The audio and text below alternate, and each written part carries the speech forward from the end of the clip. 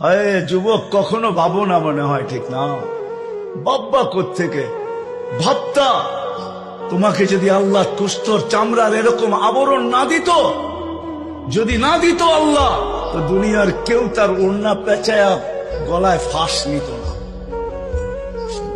আল্লাহ গোস্তের আর চামড়ার আবরণ তোমাকে এমন দিছে যে অনেক জন ওড়না গলায় পেঁচায় ঝুলা যেতে চায়, আর তুমিও দেখা বিষের বোতল ডগডগ ডগডগায় গিলতে চায়।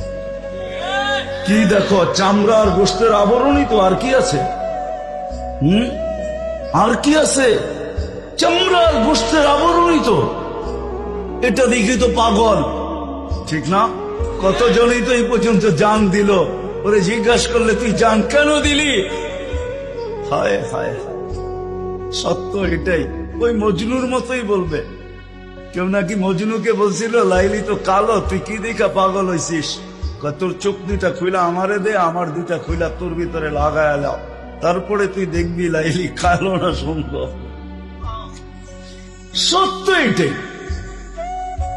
ভাবি না কোনদিন আল্লাহ মাপবে আমল দিয়া। প্রত্যেক ব্যক্তি আল্লাহর কাছে করে পার্থক্য। দুনিয়া আলাদের মাপার স্কেল ভিন্ন, ওটা আমি দেখাইতে চাই না। আমার কাছে সব লিস্টই আছে।